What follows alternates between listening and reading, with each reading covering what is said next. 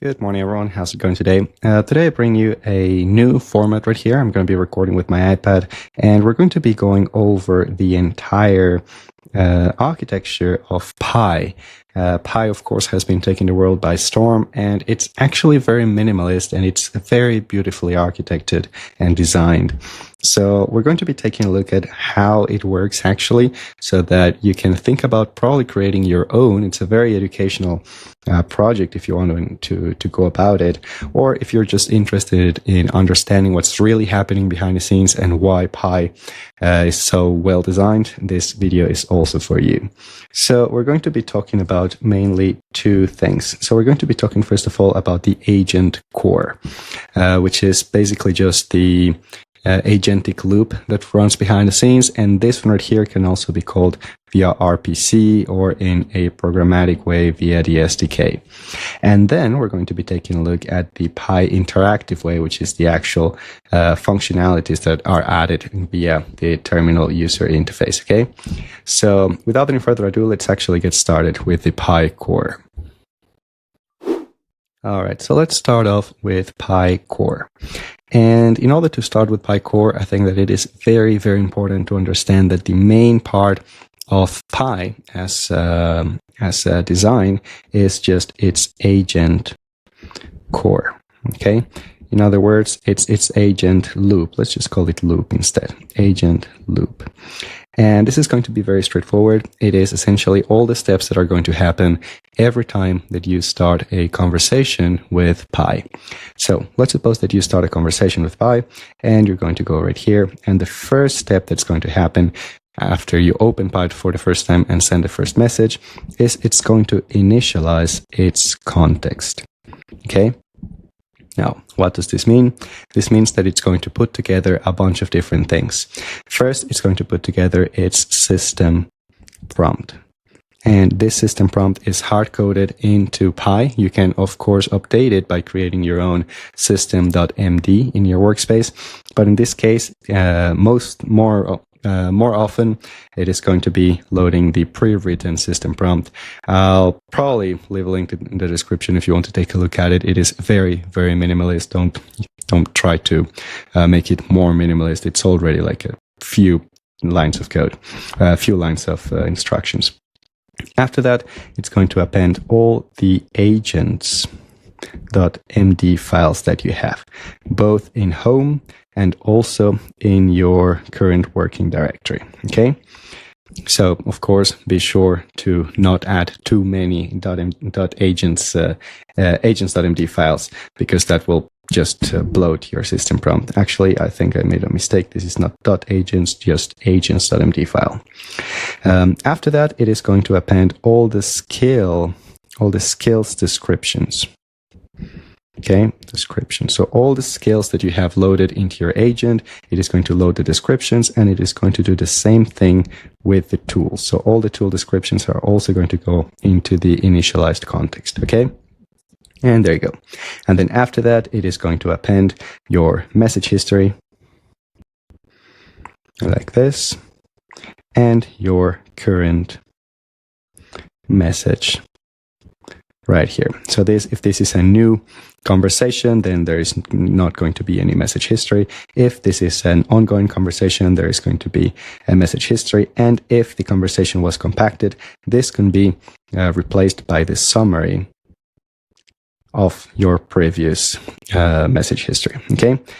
So there you go. That is the initialization context. The second step that happens every single time is this step called the transformation. This transformation of the context. Okay. And what this means is that it is going to take a look at the context that was just created, and it is going to figure out whether or not it needs to compact that context. If it needs to compact, then it is going to compact it and add it right here instead of the message history. Okay. Compacting basically means that it takes all of the messages that are right there in the history and summarize them with the LLM, of course, as well. The third step is going to be actually doing the large language model call. So it's going to call your large language model to whichever provider that you have selected. It can be OpenAI's GPT 5.5, it can be Anthropic's models, it can be Kimi, it can be Minimax, whatever you want. And then your model is going to return a tool call if it wants to make a tool call. For example, it wants to update a file, read a file, search the internet, etc. And then your tool is going to naturally return a response to your large language model. And then the large language model may decide to make another tool call, and then so forth. It can do hundreds of tool calls if you're really doing something very complicated, or just a couple if you're just searching the web, for example. And then once the agent decides, or your large language model decides that it does not need a tool call, it will just reply and it will give you a response. And there you go. That is essentially everything that happens whenever you send a message to Pi. Okay, and that is kind of the core or the agentic loop. It may sound very easy and like it's just a few things that just a very straightforward diagram, but in reality, this is quite a complicated thing. And in Pi, it is coded from scratch. There is no additional library helping Pi build the whole thing right here. And for the record, there are libraries that do this for you that have this agentic loop preloaded. So you just have to run the import the agent loop and use it. Some examples are, for example, OpenAI agents SDK. You also have Vercel's AI SDK and all of this. But in this case, this one right here is completely custom. Okay, so that's with the agentic look of Pi, and that's the first thing. The second thing that we're going to take a look at is the sessions and memory. Okay, and the next thing to understand right here is the memory. Let's just call it like this: memory and sessions. Because this is one of my favorite parts of Pi, actually, which is that it is extremely easy and straightforward to export your sessions, to navigate them, to go to a previous step in the session, to fork it, etc. It is very, very straightforward and very, very well designed. So, first of all, where are the sessions stored? The sessions are stored in your home directory, inside your .py directory, inside agent, and inside sessions, okay?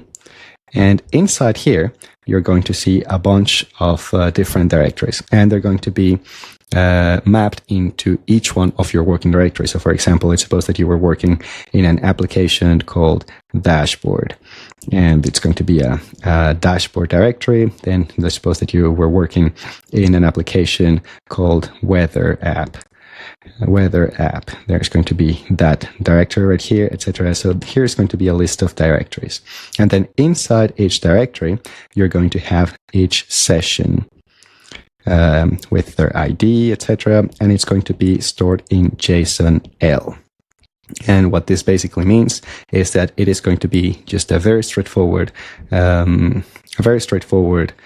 file with the message here, like that. It's kind of like exactly like a JSON, but instead of having an actual JSON object, it is going to be just a document with a bunch of JSON-like objects and one object in each line. And this, of course, makes it very easy and very straightforward to document this, because that means that whenever there is a new message in your conversation, all it has to do is append it in the last line. And this, of course, these objects, of course, include the role, the message, etc. And there you go. It is extremely straightforward. And as you can see, it stores all of your sessions by the location where you started to work on them, and then every message is just its own JSON object. This is, of course, easier to update than if you actually had an array. Then you would have to update just a single part of the whole thing. JSON-L is just much more convenient. So that is the thing about sessions. Let me actually go into I'm going to show you that in just a moment in the actual Pi command line to show you how this actually works. But before we do that, let me show you something that is very, very fun. which is the fact that these sessions right here are stored not in a list, okay? So it's not a list of sessions, so not a list, but it's actually a tree of sessions. In other words, you probably have seen that in order to navigate in Pi to a previous command or a previous prompt that you gave, you do /tree.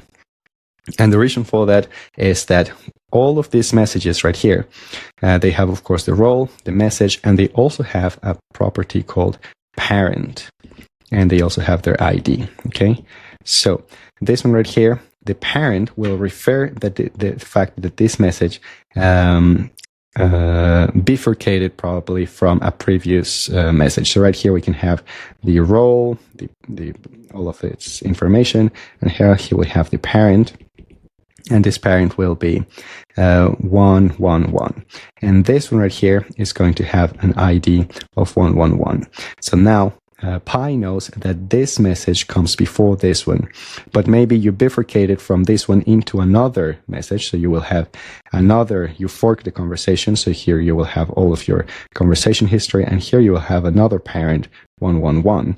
And that basically just creates a tree structure immediately from a single file like this. So now you have two different messages that come from the same parent message, and that creates two different forked conversations. It is just a beautiful design, and I have seen many AI agents trying to migrate into this new tree design rather than just a simple list, one message after the other system.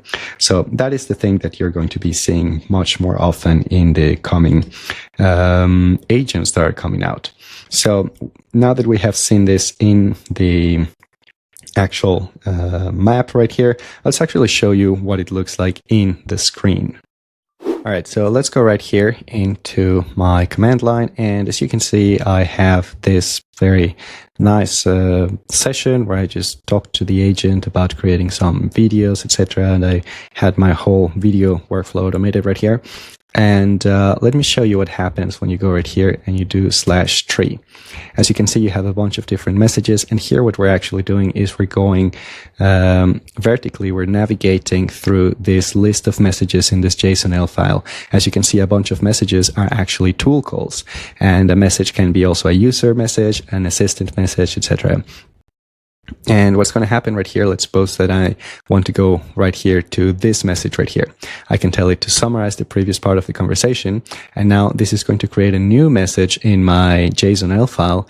And it is going to set it as a parent or as a child message of the message that was right before this one, before I bifurcated. But the other messages are still in the same directory, so in the same list of JSON-L messages.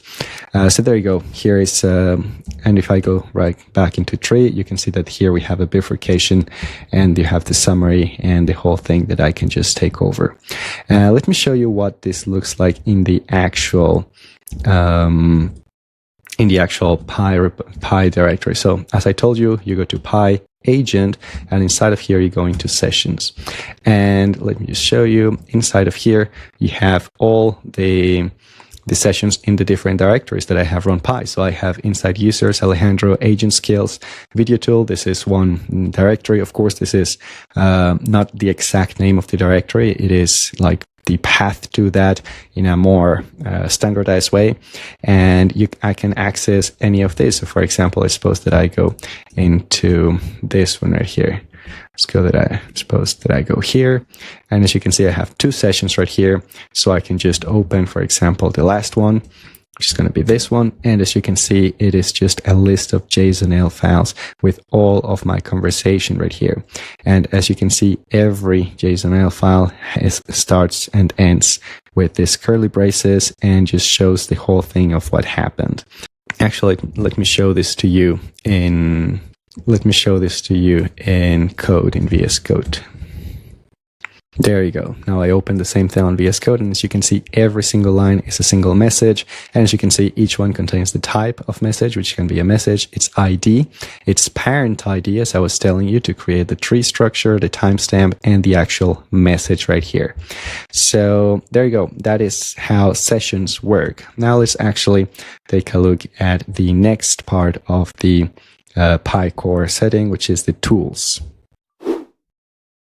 All right, so let's talk now very quickly about the tools that it has. And actually, as you probably know, Pi is a very minimalist agent, and the tool list that it has is very minimal as well.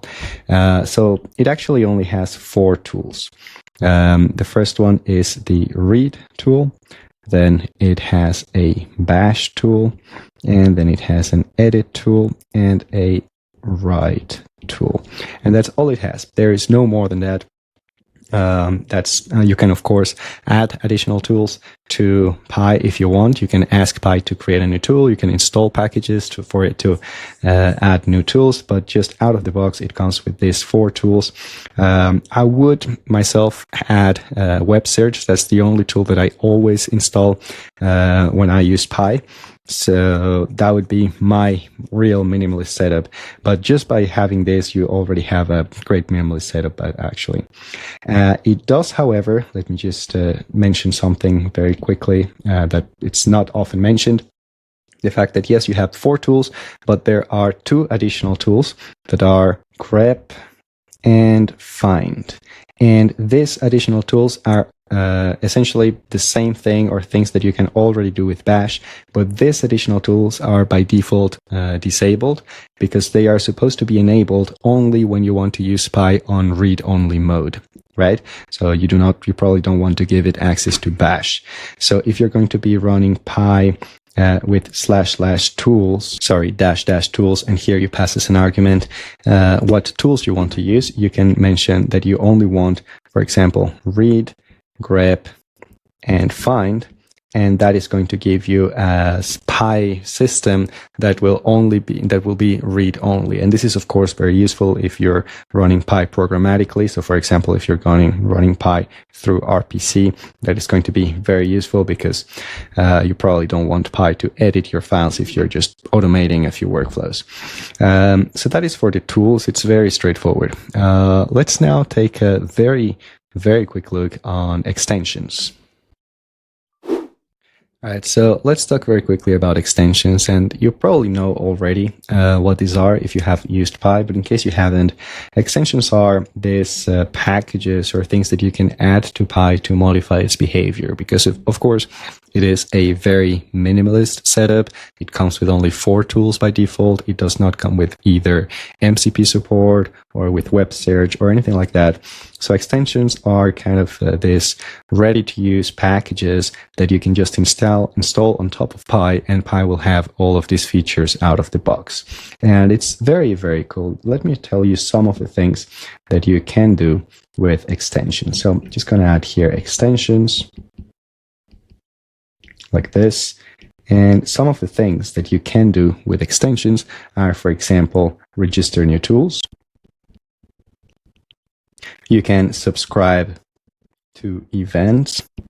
And this is very important, because that's something that I forgot to mention before, is that every part of this entire workflow that happens every time that you have a conversation actually is triggering some events. And these events can be something like tool call, like agent response, like a user message, etc. And these are events that happen during the workflow. So you can subscribe to events so that these extensions or these packages perform particular actions at a particular time of the agent loop. They can also register commands. They can add keyboard shortcuts, for example, add CLI flags as well. They can also update the system prompt, or even render custom messages. And these are extensions that you can code yourself. They are coded in TypeScript, and it's very, very straightforward because Pi naturally allows you to, since it is very modular, you can literally just add an additional extension, plug it to whatever you want to plug it, and it will modify the behavior of Pi. It's very straightforward. And of course, if you're interested in extensions, feel free to take a look at all of the extensions in the packages part of the website. Now, of course, beware that these packages are naturally loading and executing code in your system, so you probably don't want to install packages from third-party sources that you do not trust. Or if you want to use them, at least run them through a Pi agent, so have Pi explore the code of that particular package to make sure that it is safe.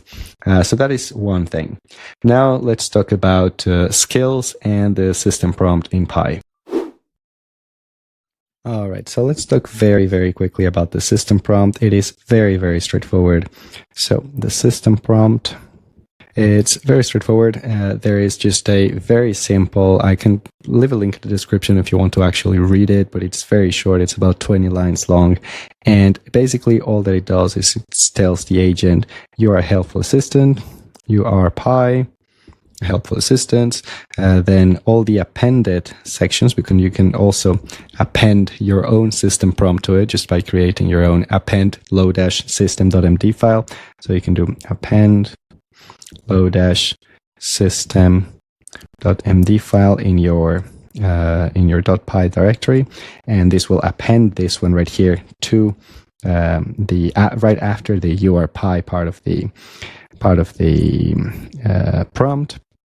After that, it lists the skills, and to list the skills, it uses a very nice markup language like this. So skills and skills like this, and inside of each there is the skill with its description, its name, and what it does, etc.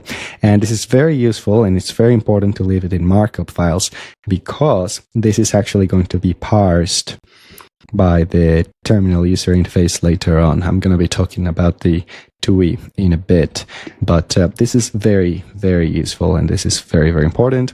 Right after that, it includes the current date and the current working directory. And that's basically what the system prompt is in Pi.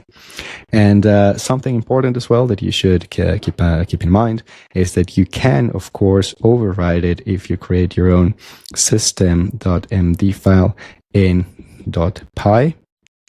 And same thing, you can also override it if you run Pi with the flag -- system prompt, and then just pass your system prompt like this. Okay, so those are ways to override the system prompt, but this is how it is created by default. Okay, so that has been basically the Pi core, and I hope that with this information you have pretty much all you need to create your own version of Pi. Let's now think about how Pi core interacts with the interactive part of Pi, which is the actual part that we see in the terminal user interface, and how you can connect it to other user interfaces. Okay, so let's take a look at that. All right, so now that we have pretty much covered everything related to Pi core, of course, there is always a way to go a little bit deeper into this, but I figured that this is a good place to stop. We can take a look at Pi Interactive, which is another package completely. It's not in the Pi core package. And this one right here is the actual, let's call it the coding agent, right? Because this one right here is just an agent in itself, just the agent. And this one right here is going to be the actual coding agent. So let's talk about the entry point on the CLI. So when you create a new session, you log into the CLI. What actually happens? Let's call it CLI entry point. So this happens in two different files. The first one is in client.ts, and the second one is on main.ts. Okay. And on client.ts, what happens? Let me just show this to you. And on client.ts, what happens is that it receives the Pi command. It does a bunch of other things like setting the process title, etc. And then it calls main. like this. Okay, and here on main is where the fun part happens. Is the arguments are parsed. It resolves the configuration, so it figures out where the custom working directory is and everything like that. It loads the extensions as well, because it's, of course, remember that this is very modular. Then after that, it creates the agent session, okay? So it's not until now that we actually start the agent session, which initializes actually the PyCore element, or the PyCore component. And it runs in the selected mode. So it can be either interactive, of course. It can be doing RPC as well. And it can be doing just print to stdio, which is if you just run py like this in the command line and just type your prompt like that. Okay. So that is the entry point. Let's talk a little bit about this, particularly on the terminal user interface, because that is also a very interesting thing. All right, so the terminal user interface is actually very straightforward.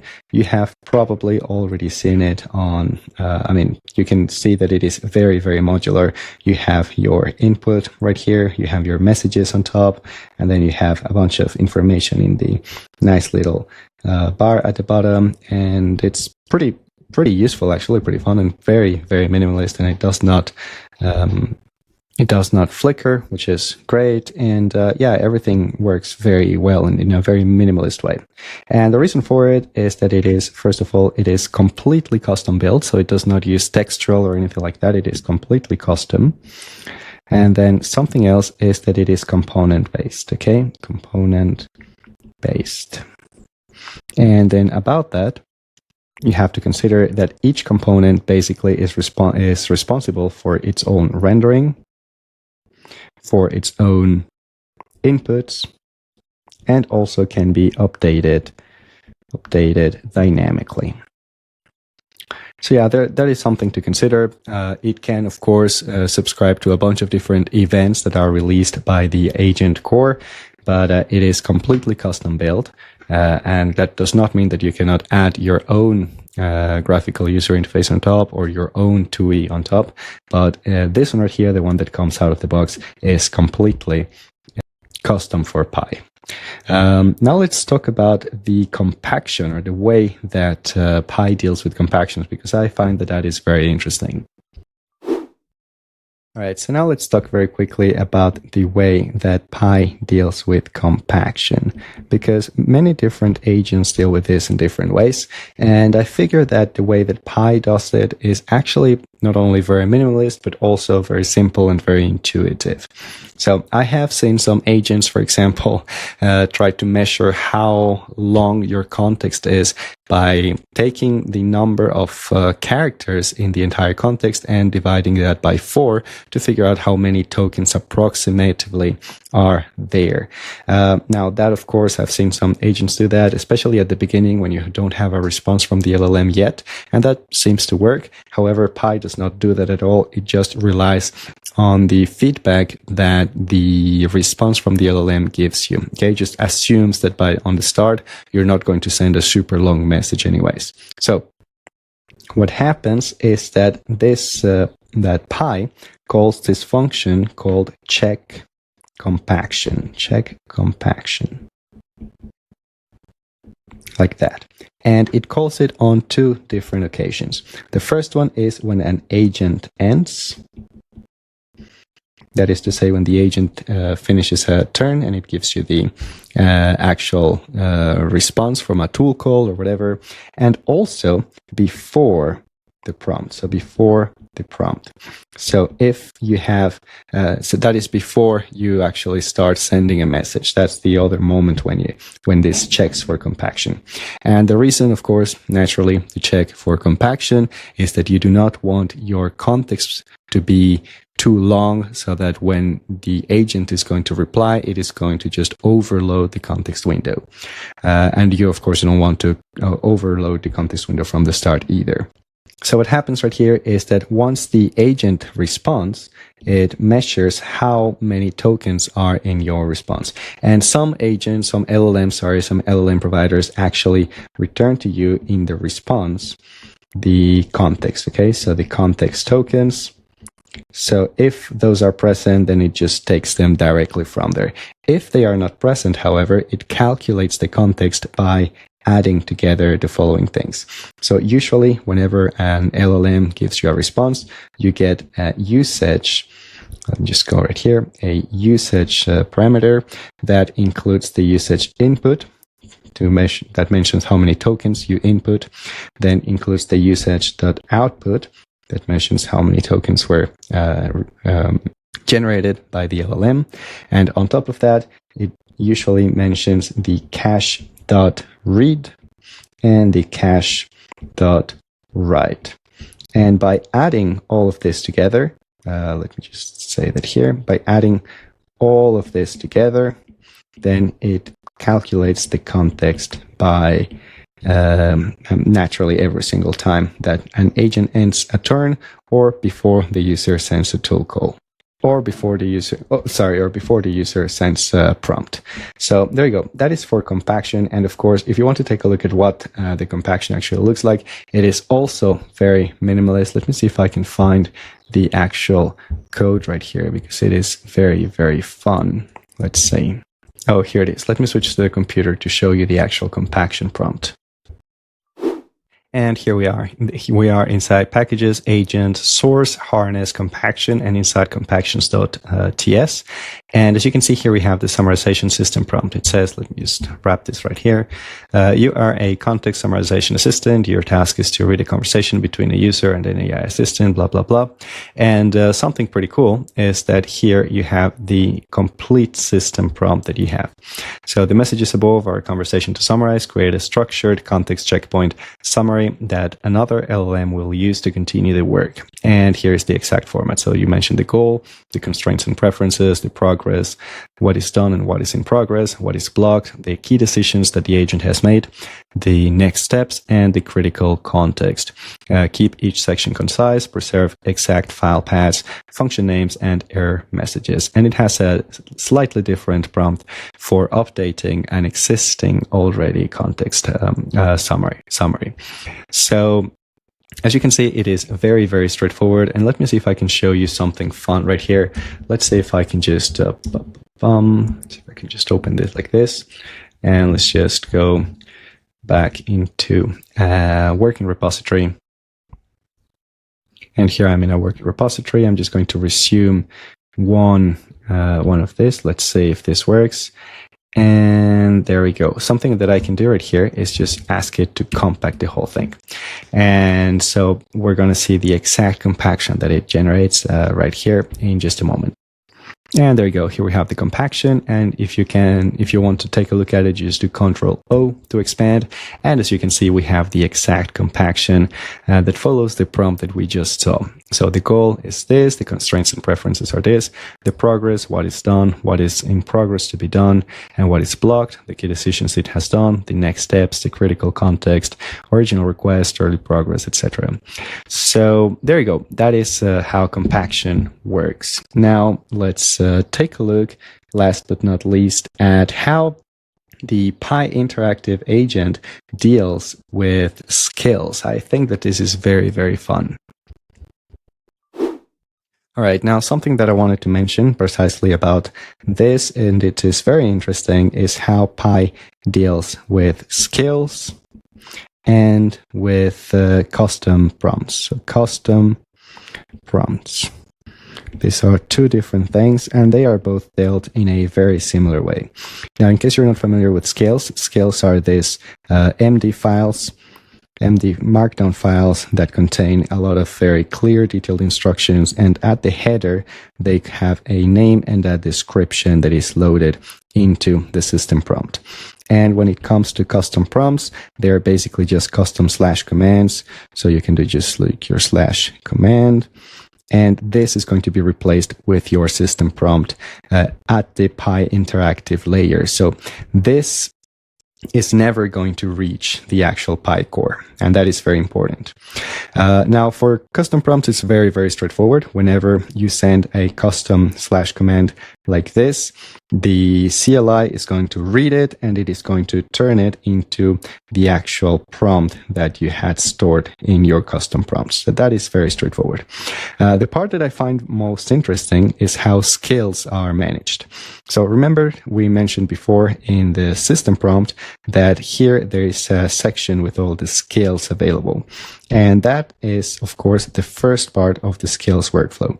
So in the system prompt, let's just go again, mention the system prompt. There is a lot of things, and then at some point, there is the list of skills available, as I mentioned before. Okay, just like that.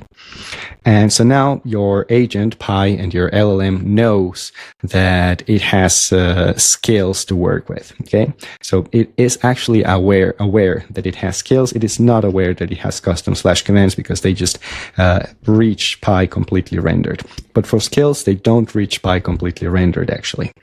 What happens is that let's suppose that you so here's the system prompt, and then the user, you send your /skill : and then you mention the skill that you want. Let's suppose that your custom workflow. Now this right here is going to be intercepted by the interactive layer. So your agent core will not see this command. It has no idea that you call a skill like doing /skill : okay? You could very well use another CLI or another TUI that uses the $, like codex, or just the / command like clot code, etc. Okay, so what happens is that when this command reaches the interactive layer of your agent, of your CLI, this is going to be replaced by the skill, like this, skill with markup tags, which will contain its name, it will contain its description, and it will notably contain its location. And the location right here is basically just telling your agent where this skill is located. So for example, it can be located in, say, Pi, agent, skills. It can be, for example, located in .agents /skills. And this can be either in the current working directory or in your home directory. And this is going to be very important because this data is going to be sent in the message, okay? So the AI, your LLM, does see this, okay? But there is a custom instruction right here in the prompt saying that if a skill is invoked, use the read tool to read it. And what happens is that it will basically just, after receiving the skill, it will just call the tool, read, and it will read this location and then get the response and continue all the work. So the skills, at least in Pi, are not automatically replaced at the interactive layer. Some other agents that I have seen take this command right here and immediately paste the contents of the skill directly from here. But what Pi does, at least in this interactive layer, of course you can do this differently because this is done outside of the core that we saw before.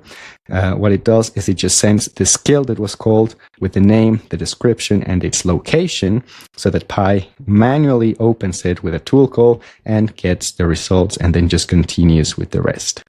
So there you go. I mean, I think we have covered pretty much everything related to how Pi is built. I feel like you should be ready to at least start with Pi and maybe even create your own version of Pi. I find it very educational. I have been working on things like that before and over the past few weeks, and it's very fun. So I hope that this has been interesting. This is just a kind of a side research project that I was working on. If you're interested in similar videos like this, feel free to let me know. And of course, if you have any questions, post them right here in the comments. I'll be very happy to talk about this. So thanks a lot, and I will see you in the next one.